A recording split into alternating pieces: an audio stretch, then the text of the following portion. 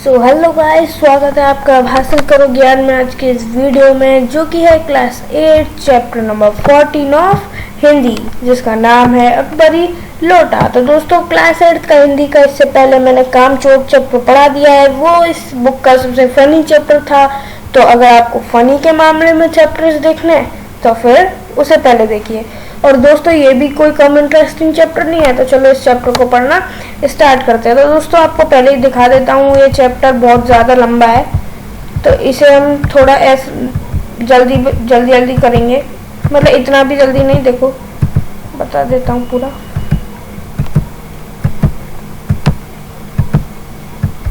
तो दोस्तों, फिर इसके बाद में मैं इसके वीडियो क्वेश्चन आंसर्स उनके बारे में इसकी वीडियो डाल दूंगा। तो चलो दोस्तों, चैप्टर को स्टार्ट करते हैं, जिसका नाम है अकबरी लोटा।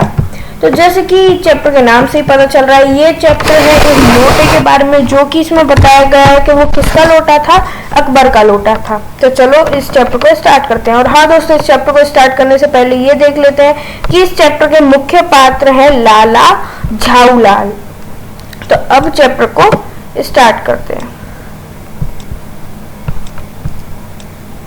तो लाला झाऊलाल को खाने पीने की कोई कमी नहीं थी। मतलब इसमें ये बताया गया है कि लाला झाऊलाल बहुत अमीर थे। काशी के ठठेरी बाजार में मकान था। अब काशी एक जगह का नाम है, और ठठेरी बाजार का मतलब होता है बीच बाजार। अब बीच बाजार में आप जानते हो कि कितना ज्यादा अच्छा है अगर बीच बाजार में आपका मकान है। तो लाला झाऊलाल को खाने पीने की कोई कमी नहीं थी। उनके काशी के बीच बाजार में मकान था। नीचे की दुकानों से करीब 100 रुपया मासिक के किराया उतर आता था। मतलब वो क्या है, इतने बड़े थे, अच्छे थे, बहुत सेठ आदमी थे वो। नीचे की दुकानों से किराया आ जाता था उनको 100 रुपए महीने के साथ। तो दोस्तों देखो, ऐसा नहीं कि आज के जमाने की कहानी है, पहले की कहानी है, क्योंकि देखो 100 रुपए महीने का किराया, और जो भी ये बता रहा है बहुत ज्यादा है बीच बाजार में, जबकि मकान, तो फिर बहुत बड़ी बहुत वो हो जाएगा। तो ये जो कहानी है वो बहुत पहले की है। लाला झाऊलाल अच्छा खाते थे, अच्छा पहनते थे, पर 250 रुपए तो एक साथ आंख सेकने के लिए भी ना मिलते थे। तो दोस्तों, इस लाइन में ये जो देखो, मैं दोबारा बोल्ड कर रहा हूँ, इस लाइन में थोड़ी सी इस चैप्टर की समरी आगे की बता दी गई है कि क्या होता है आगे। एक बार उनकी पत्नी एक 250 रुपए मांग लेती है ना, तो उनको है ना 250 रुपए देने में बहुत हिचकिचाहट होती है लाला झाऊलाल को। मतलब इसमें बताया गया कि लाला झाऊलाल थे तो बहुत अमीर, लेकिन बहुत कंजूस किस्म के आदमी थे। तो उनकी ये कंजूसाई इस चैप्टर में बताई गई है। तो वो 250 रुपए तो उनके जेब से कभी निकलते ही नहीं थे। तो अब कहानी अच्छे से स्टार्ट होती है। तो चलो अब कहानी को पढ़ते हैं। इसलिए जब उनकी पत्नी ने एक का एक 250 रुपए की मांग पेश की, तब उनका जी एक बार जोर से सनसनाया और फिर बैठ गया। एक इसका मतलब उनका जो जी था वो एकदम हिल गया बुरी तरह। उनको एकदम झटका लग गया, जैसे उनकी पत्नी ने एक उनसे कितने रुपए मांगे, 250 रुपए मांगे। उनकी यह दशा देखकर पत्नी ने कहा, डरिए मत, आप देने में असमर्थ हो तो मैं अपने भाई से मांगूंगी। अब देखो, ये जो लाला झाऊलाल थे, ये मतलब इनकी पत्नी के भाई से बहुत चिढ़ते थे। तो ये देखो क्या जवाब दिए। लाला झाऊलाल तिलमिला उठे। तिलमिला उठने का मतलब बहुत ज्यादा गुस्से से में आ गए, और उन्होंने अपने रोब के साथ कहा कि अजी हटो, 250 रुपए के लिए भीख मांगोगी भाई से, मुझसे ले लेना। मतलब अंदर ही अंदर हो तो बड़ी हिचकिचाहट रही थी, लेकिन जलन के कारण उनने बड़ी अपने रोब के साथ कहा, जी हटो, मुझसे ले लेना, 250 रुपए के लिए अपने भाई से भीख मांगोगी। तो अब आगे क्या होता है, लेकिन मुझे इसी जिंदगी में चाहिए। उनकी पत्नी ने बोल दिया कि पता चले दे ही नहीं रहे। तो वो क्या बोलते हैं, अजी इसी सप्ताह में ले लेना। सप्ताह मतलब 7 दिन। इन आज से 7वें दिन तुम 250 रुपए मुझसे ले लेना। फिर वो उनकी पत्नी बोलती है, सप्ताह से आपका तात्पर्य 7 दिन से या 7 वर्ष से? तो लाला झाऊलाल ने रोब के साथ खड़े होते हुए कहा, आज से 7वें दिन मुझसे 250 रुपए ले लेना। लेकिन जब 4 दिन ज्यों की त्यों में ही बीत गए, रुपयों का कोई प्रबंध ना हो सका, तब उन्हें चिंता होने लगी। अब क्या हुआ, बोल तो दिया कि आज से 7वें दिन ले लेना 250 रुपए, लेकिन देखो यहाँ तक क्या हुआ, 4 दिन तो ज्यों की त्यों ही बीत गए, कुछ भी रुपयों का इंतजाम हो ही नहीं पाया। प्रश्न अपनी प्रतिष्ठा का था, क्योंकि वो रोब के साथ बोल रहे थे, क्योंकि उनकी पत्नी ने पहले बोल दिया था कि अगर आप देने में असमर्थ हैं तो मैं अपने भाई से मांग लूंगी, और ये नहीं देंगे तो वो अपने भाई से मांगेगी। तो उनकी प्रतिष्ठा का सवाल था, अपने ही घर में अपनी साख का था, क्योंकि अगर वो नहीं दे पाएंगे तो उनको ढंग का खाना भी नहीं मिलेगा। वो पानी मांगेंगे कि अरे रामलाल पानी लाना, रामलाल उनका नौकर मान लो, तो और नौकर नहीं हुआ तो उनको पानी भी नहीं मिलेगा। देने का पक्का वादा करके अगर अब दे ना सके तो अपने मन में वे क्या सोचेगी, कौन, उनकी पत्नी, उसकी नजरों में उसका क्या मूल्य रह जाएगा, किसका, लाला झाऊलाल का उनकी पत्नी के नजर में क्या मूल्य रह जाएगा। अपनी वाहवाही की सैकड़ों गाथाएं सुना चुके थे, अब जो एक काम पड़ा तो चारों खाने चित हो रहे हैं। ये कौन सोच रहा है, लाला झाऊलाल सोच रहे हैं कि मेरी पत्नी वो बोलेगी कि पहले तो बड़े बड़े वो करते थे, अपनी भाई करते थे कि अरे मेरे पास तो ये है, बीच बाजार में मकान है, काशी के ये है, वो है, नीचे की दुकानों से किराया आता है, मैं बड़ा सेठ हूँ, और लेकिन अब एक काम पड़ा तो चारों खाने चित हो गए। यह पहली बार उसने मुंह खोलकर कुछ रुपयों का सवाल किया था। उनकी पत्नी ने ये भी नहीं था कि रोज मांगती रहती, वो पहली बार तो उनसे मांगा, और उस जब भी नहीं दिया तो क्या उनकी प्रतिष्ठा रह जाएगी घर में। इस समय अगर दुम दबाकर निकल भागते हैं तो फिर उसे क्या मुंह दिखलाएंगे। अभी देखो, अभी दुम दबाकर अगर हम भाग जाते हैं तो कभी ना कभी तो आना पड़ेगा, जब भी आएंगे तो क्या मुंह दिखाएंगे, वो ये सोच रहे थे। खैर एक दिन और बीता, देखो 5 दिन बीत चुके थे, वो मतलब 4 दिन बीत चुके थे शुरुआत में, 5वां दिन और बीता, मतलब 4 दिन बीत चुके थे तो चौथा चल रहा था वो बीता, और 5वें दिन आया। 5वां दिन घबराकर उन्होंने पंडित विलवासी मिश्र को अपनी विपदा सुनाई। अब देखो, ये पंडित विलवासी मिश्र ये कौन है, एक ये जो लाला झाऊलाल हैं इनके एक दोस्त हैं, तो इनको इन्होंने क्या सुनाई, विपदा सुनाई। विपदा मतलब अपना ये संकट सुनाया। संयोग कुछ ऐसा बिगड़ा था कि विलवासी जी भी उस समय बिल्कुल खुक थे, इसका मतलब उनके पास भी पैसे नहीं थे। उन्होंने कहा कि ना, बिलवासी जी ने लाला झाऊलाल से कहा, मेरे पास है तो नहीं, पर मैं कहीं से मांग जांच कर लाने की कोशिश करूंगा, और अगर मिल गया तो कल शाम को तुमसे दुकान पर मिलूंगा। अब वही शाम आज थी, इसका मतलब एक दिन और वो 5वां दिन भी बीत गया। कौन सा दिन आ गया, 6ठा दिन, हफ्ते का अंतिम दिन। कब था, कल 250 रुपए या तो गिन देना है या सारी हैकड़ी से हाथ धोना है। यह सच है, कल रुपया ना आने पर उनकी स्त्री उन्हें डामर फांसी ना कर देगी, केवल जरा सा हंस देगी। मतलब ऐसा तो नहीं है, वो सोच पता है उनको कि अगर वो 250 रुपए अपनी पत्नी को नहीं देंगे तो ऐसा तो नहीं है कि वो फांसी पे चढ़ा देगी, सिर्फ उनके सामने एक हल्की सी हंसी हंस देगी। पर वह कैसी हंसी होगी, कल्पना मात्र से झाऊलाल के मरोड़ पैदा हो जाती थी। आज शाम को पंडित विलवासी मिश्र को आना था, यदि ना आए तो, या कहीं रुपयों का प्रबंध वे ना कर सके तो लाला झाऊलाल के मन में बड़े ही ऐसे सवाल आ रहे थे। अब देखो दोस्तों, इसमें बता नहीं रखा बट मैं बता देता हूँ। ये जो पंडित विलवासी मिश्र है ना, ये कहाँ से रुपए लाएंगे, रात को क्या करेंगे, अपनी पत्नी है ना, इनके पास भी पैसे नहीं तो अपनी पत्नी से ये उल्टा पैसे लेंगे, और वो भी अगर उनकी पत्नी तो देगी नहीं, अगर दे देगी तो वो बोलेगी मेरे पैसे मुझे बाद में दो, तो वो क्या करेगी, ये क्या करेंगे, रात को पत्नी के तकिए से वो निकाल लेंगे चाबी, और क्या करेंगे उनसे, ये मेरे सर ने पढ़ाया था दोस्तों, कि वो क्या करेंगे, पैसे चोरी कर लेंगे 250 रुपए। तो अब देखो आगे की कहानी देखते हैं। इसी उधेड़ बुन में पड़े लाला झाऊलाल छत पर टहल रहे थे।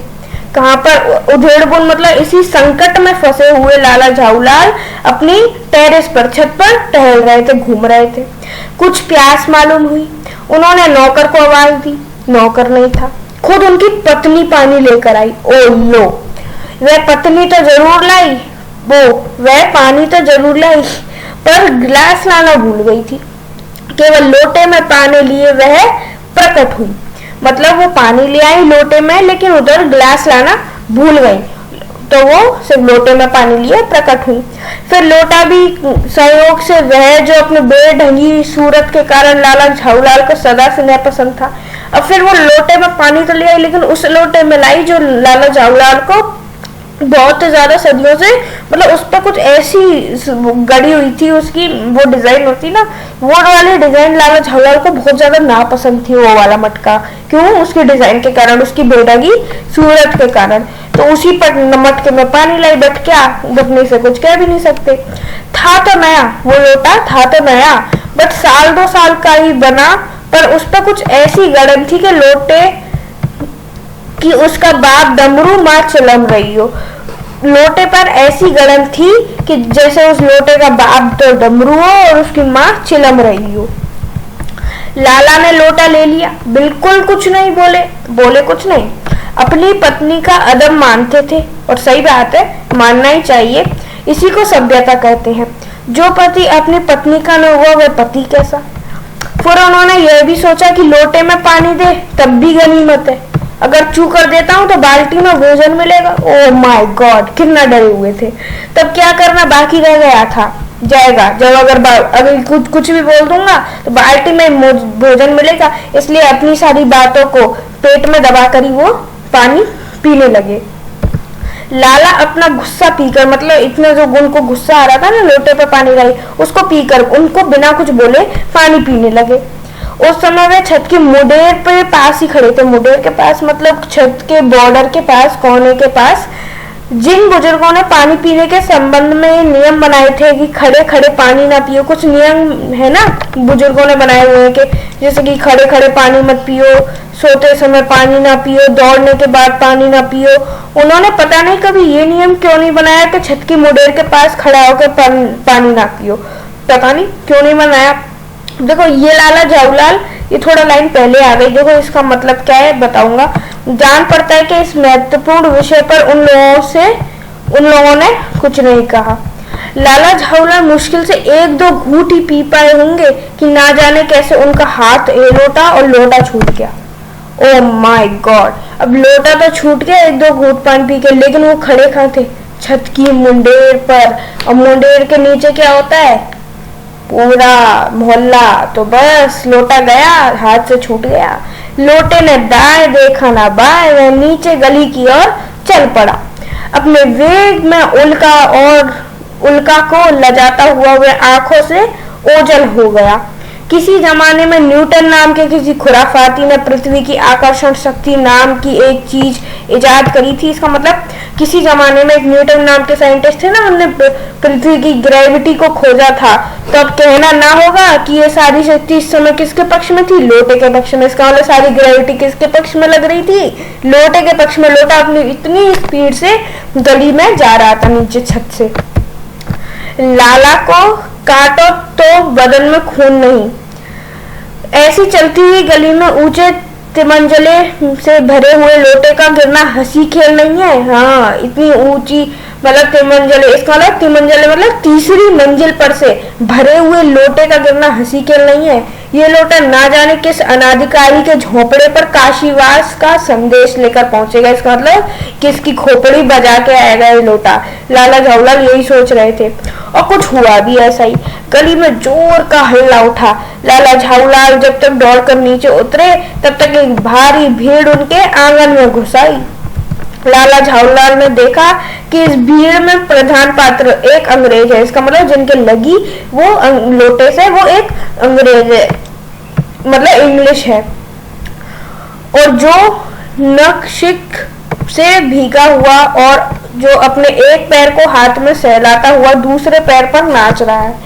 इसका मतलब वो पूरे भीगे हुए हैं, और वो मटका उनके पैर पे भी गिरा होगा, जो पैर तो उनका हो गया बेकार, मतलब लग गई, तो वो एक पैर पर डांस कर रहे हैं। मतलब एक पैर से डांस करने का मतलब एक पैर पे दूसरे पैर में लग गई, इसलिए एक पैर से लंगड़ाते हुए चल रहे हैं। उसी के पास अपराधी लोटे को भी देखकर लाला झाऊलाल ने फौरन दो जोड़कर स्थिति को समझ लिया।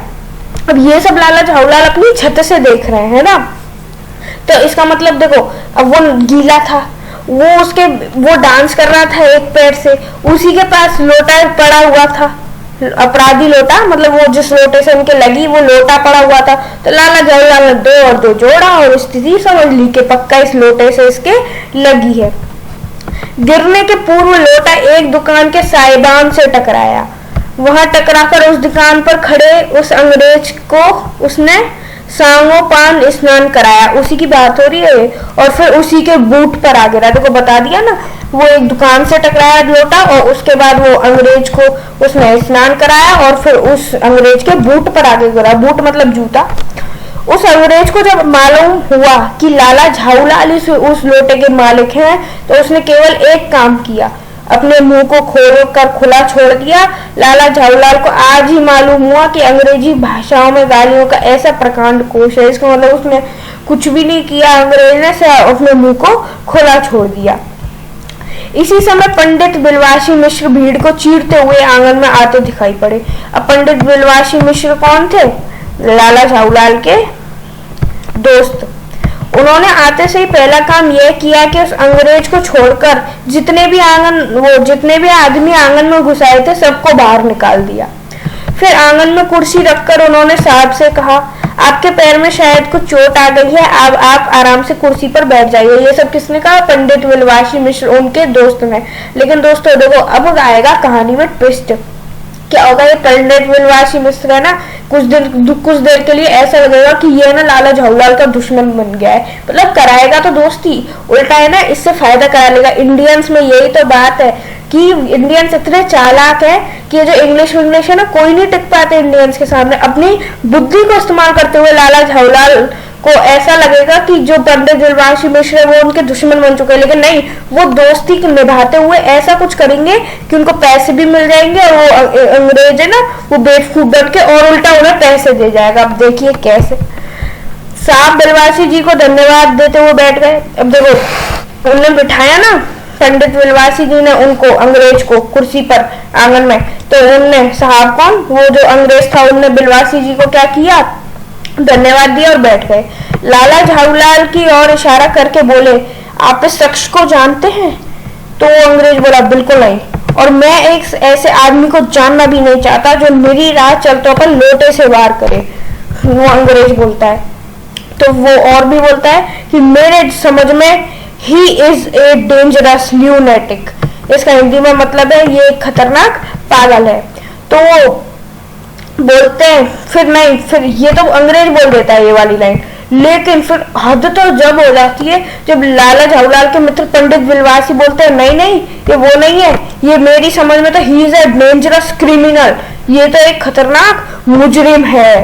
तो अब बस दोस्त है यार, ये कैसी बातें कर रहा है। तो बस परमात्मा ने लाला झाऊलाल की आंखों को इस समय कहीं देखने के साथ खाने की भी शक्ति दी होती ना, तो निश्चय ही अब तक बिलवासी जी को वो अपनी आंखों से खा चुके होते। इसका मतलब अगर भगवान ने उनकी आंखों में, अगर वो लाला झाऊलाल किसी की आंखों में देखे और वो झाऊलाल उसको खा जाए जैसी आंखों में देखें, अगर ये वाली शक्ति लाला झाऊलाल के पास होती ना, तो वो बिलवासी जी को अभी तक रहने नहीं देते, वो अभी तक खा जाते उनको। इतना ज्यादा गुस्सा आ रहा था, क्या नहीं कैसा दोस्त है, तो और मरवाने में तुला हुआ है। वे कुछ नहीं समझ पाते थे कि बिलवासी जी को इस समय क्या हो गया है, वो दोस्त हैं कि दुश्मन है कि बुला रहे हैं। तो यार सामने बिलवासी जी से पूछा तो क्या करना चाहिए? किसने? अंग्रेज ने बिलवासी जी, देखो ये अंग्रेज, ये बिलवासी, इससे पूछा कि अब क्या करना चाहिए। तो वो क्या बोलते हैं, पुलिस में इस मामले की रिपोर्ट कर दीजिए जिससे ये आदमी फौरन हिरासत में ले लिया जाए। तो फिर पूछते हैं पुलिस स्टेशन है क्या? तो बिलवासी जी बोलते हैं पास ही है, चलिए मैं बताऊं। तो बोलते हैं चलिए, अभी चला। आपकी इजाजत हो तो पहले मैं इस लोटे के आदमी से लोटा खरीद लूं। अब देखो यहाँ से कहानी में बिल्कुल खतरनाक ट्विस्ट स्टार्ट हो जाता है।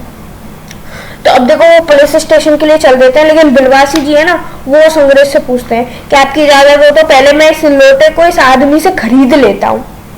अब भाई खरीदना क्यों? तो अंग्रेज पूछता है, क्यों जी बेचोगे?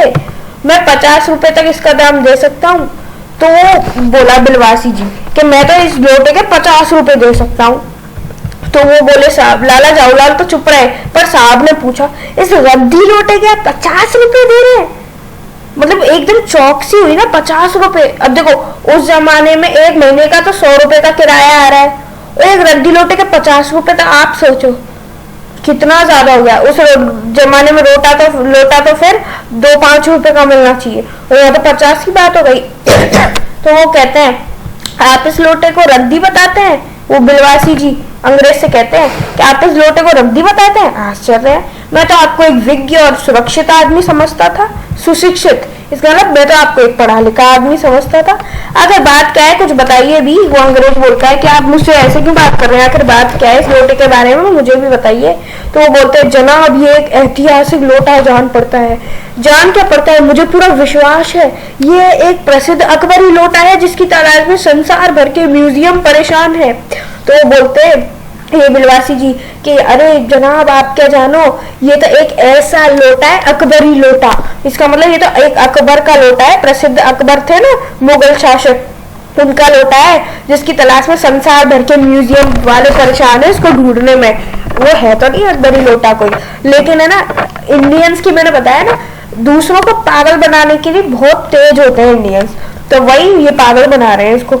अब देखो कैसे, अब वो बोलते हैं अंग्रेज अच्छा ये बात है, तो वो बोलता है बिलवासी जी जनाब यही है, ये तो अकबरी लोटा है, 16वीं शताब्दी की बात है, बादशाह हुमायूं शेर शाह से हार कर भागा था और सिंध के रेगिस्तान में मारा फिर रहा था।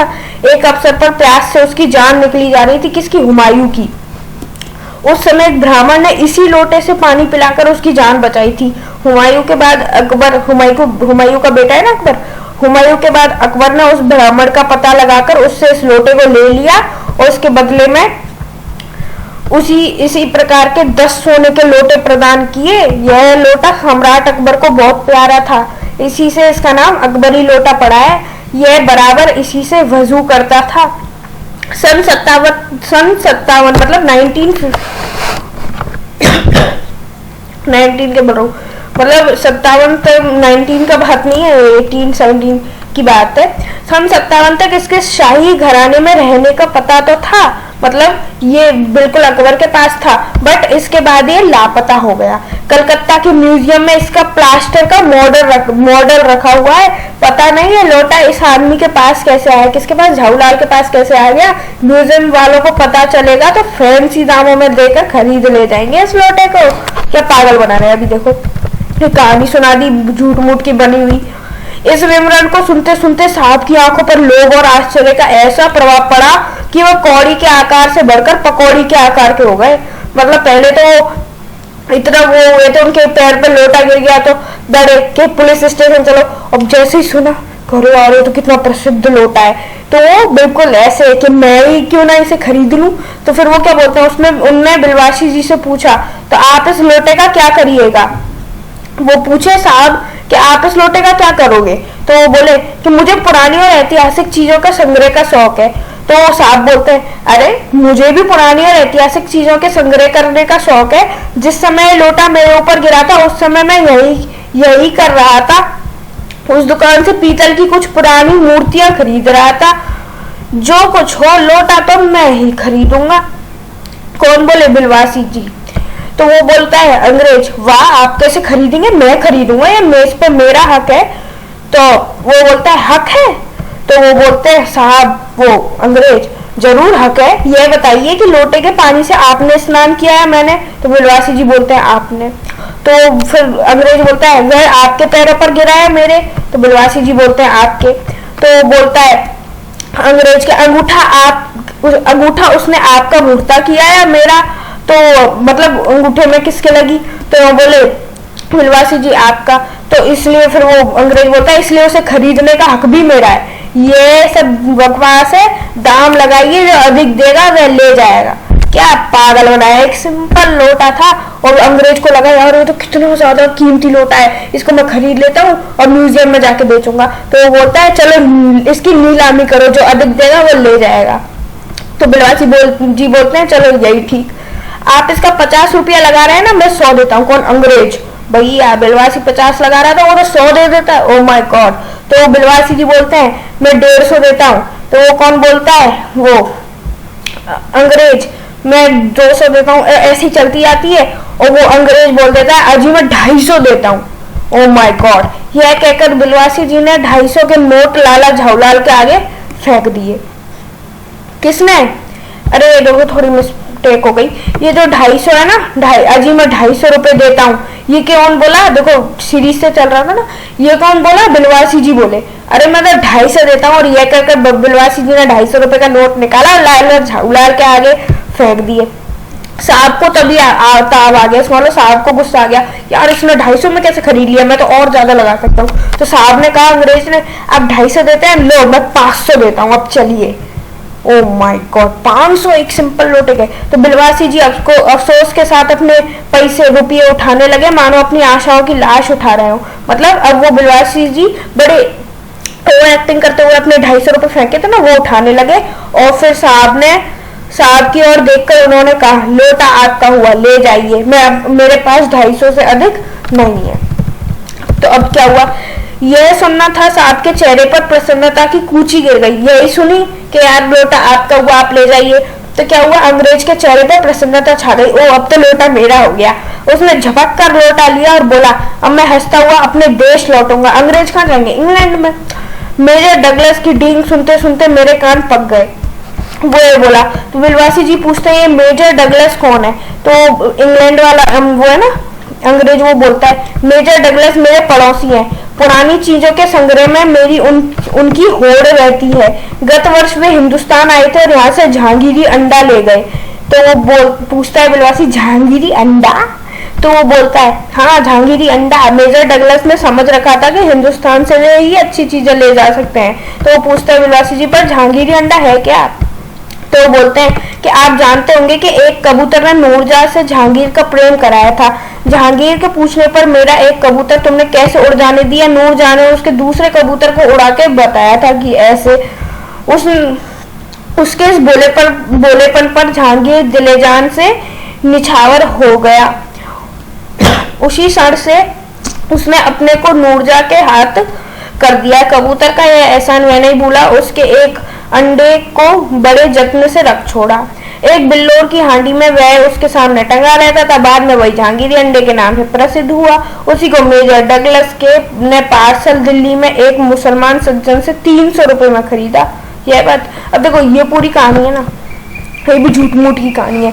जैसे अभी इनने पागल बनाया ना ये अकबरी लोटा है, ऐसे उसके बगल वाले को भी, मेजर डगलस को भी किसी ने पागल बना दिया, एक मुसलमान सज्जन ने, कि ये तो मैंने 300, बताओ एक सिंपल अंडा होगा 5-10 रुपए का, और उसको 300 रुपए में उसने खरीदा। मेजर डगलस ने देखा ना इंडिया वालों को कितना दिमाग है, दूसरों को कैसे पागल बनाते हैं। तो वो बिलवासी जी बोलते, ओ ये बात। तो बोले हाँ, पर अब मेरे पास आगे दून को नहीं ले जा सकते। इसका मतलब वो रोक झाड़ रहे हैं कि अब तो देखो वो बहुत बनते थे ना, मेरे पास तो 300 का जहांगीरी अंडा है, मेरे पास देखो अब मैं बोलूंगा कि मेरे अकबरी लोटे उनके जहांगीरी अंडे से भी एक पुश्त पुराना है। क्योंकि देखो मुगल शासन में जहांगीर तो बाद में आया था, बट अकबर पहले आ गया था, तो अकबरी लोटा पुराना हुआ।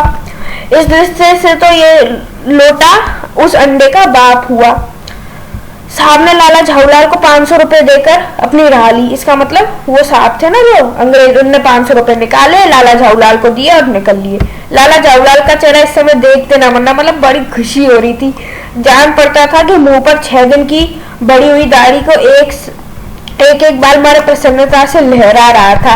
उनकी दाढ़ी बढ़ गई थी ना 6 दिन से, वो बड़ी जोर से, उनके ऐसा लग रहा है जैसे दाढ़ी उनकी झूम रही हो, बड़ी खुशी हो रही थी। करे यार, एक तो वो लोटा एक तो गिर गया, ऊपर से वो इतना गंदा लोटा गिरा जो गिरा, एक तो पुलिस स्टेशन जाने से ऊपर से कुछ हुआ भी नहीं, उल्टा वो लोटा भी गया मेरे आंखों के सामने से, उल्टा 500 रुपये मिल गए, 500 फोकट के।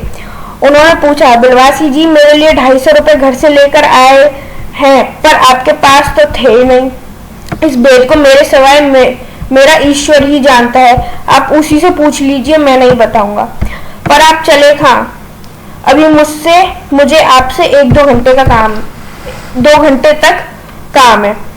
कौन बोलता है? लाला झाऊलाल के। अब बिलवासी जी क्या है, 500 रुपए उनको दे देते हैं क्योंकि उनका लोटा था, तो वो तो खैर सिंपल लोटा था, बट उन्होंने करवा के 500 का करवा लिया यार। तो देखो अब वो 500 रुपए दे दिए और बिलवासी जी चलते हैं। तो वो बोलता है लाला झाऊलाल, कह रहे यार बिलवासी जी कहाँ चल दिए, आप आप मत जाइए, अभी तो आपसे मुझे 2 घंटे तक काम है। लाला झाऊलाल को बोलते हैं, और बिलवासी जी बोलते हैं 2 घंटे तक, तो बोलते हैं वो लाला झाऊलाल, हाँ और क्या, अभी तो मैं आपकी पीठ ठोक कर शाबाशी दूंगा, 1 घंटा इसमें लगेगा। कहला 1 घंटे तक तो आपको पीठ ठोक कर शाबाशी दूंगा, फिर गले लगाकर धन्यवाद दूंगा, 1 घंटा इसमें लग जाएगा। तो लो हो गए 2 घंटे, तो 2 घंटे तो रुकिए यार। तो वो बिलवासी जी बोलते हैं, अच्छा पहले 500 रुपए गिनकर सही लीजिए, इसका ना गिन लीजिए। रुपया अगर अपना हो तो उसे सहेजना एक ऐसा सुगत मनमोहक कार्य है कि मनुष्य उस समय सहज में ही तन्मयता प्राप्त कर लेता है। लाला झाऊलाल ने अपना कार्य समाप्त किया और ऊपर देखा कि मतलब वो गिन रहे थे रुपए और गिन लिए, जैसे ऊपर देखा, लेकिन बिलवासी जी तो इस समय अंतर्धान हो गए, इसका मतलब गायब हो गए। बिलवासी जी इसका मतलब चले गए। उस दिन रात्रि में बिलवासी जी को देर तक नींद नहीं आई। वे चादर लपेटे चारपाई पर पड़े रहे। 1 बजे वे उठे, धीरे बहुत से अपनी सोई हुई पत्नी के गले से उनकी सोने की वे सिकड़ी निकाली और उसमें एक ताली, अरे यार ये क्या हो गया, कहाँ गया,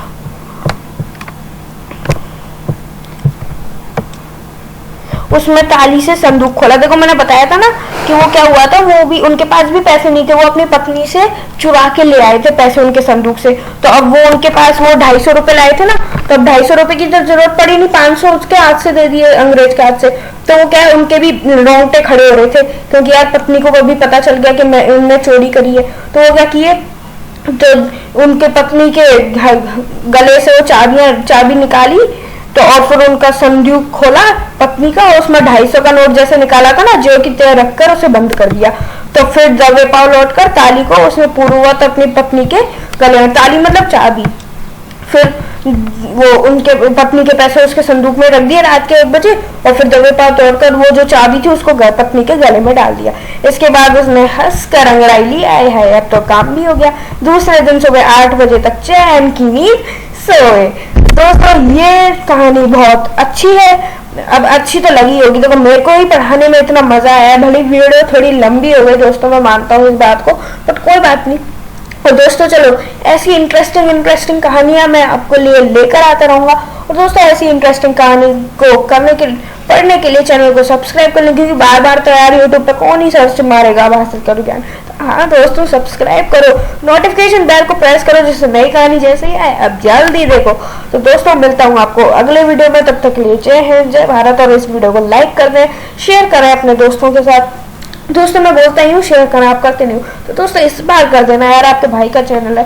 तो चलो दोस्तों मिलता हूँ आपके साथ अगले वीडियो में, तब तक के लिए जय हिंद जय भारत। अब दोस्तों आखिर में बता देता हूँ, ये कहानी लिखी है अन्नपूर्णानंद वर्मा ने। तो चलो दोस्तों बाय बाय, जय हिंद जय भारत।